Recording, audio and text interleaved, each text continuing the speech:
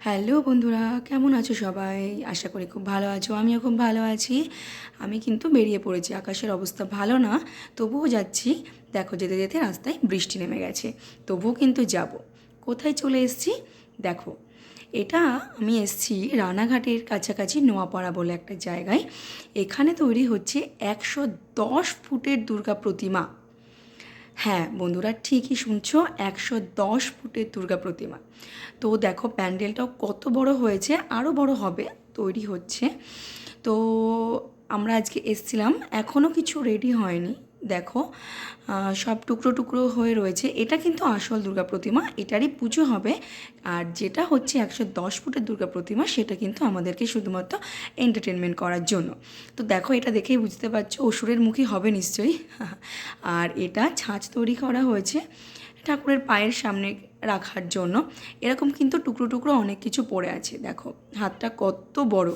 আর এখানে দেখো দেবীর মুখ তৈরি হয়ে গেছে, পুরো বডিটাই তৈরি হয়ে গেছে, সব অল্প অল্প করে। কিন্তু এগুলো কিছুই এখনও জোড়া লাগানো হয়নি, সব টুকরো টুকরোভাবে চলছে, কাজ চলছে। তাতেই যা এখানে লোকের ভিড়, ওরে বাবা!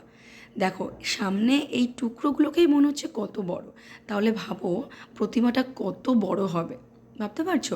তোমরা কিন্তু যারা সুযোগ পাবে তারা কিন্তু অবশ্যই চলে এসো। রানাঘাট থেকেও আসতে পারবে, চাকদা থেকেও আসতে পারবে। জায়গাটার নাম নোয়াপাড়া, কামালপুর। তো আজকে গেছিলাম, দেখো কত সুন্দর লাগছে, দেখেই তো মনে হচ্ছে যে কত বড় বড় একটা ব্যাপার। প্রতিমাটা তৈরি হওয়ার পর কত সুন্দর লাগতে পারে একবার ভেবে দেখো। তো আকাশের অবস্থা ভালো ছিল না, আমরা বেশিক্ষণ থাকতে পারিনি। যেটুকু পেরেছি সেটুকু তুলে নিয়ে এসে তোমাদেরকে দেখানোর চেষ্টা করছি।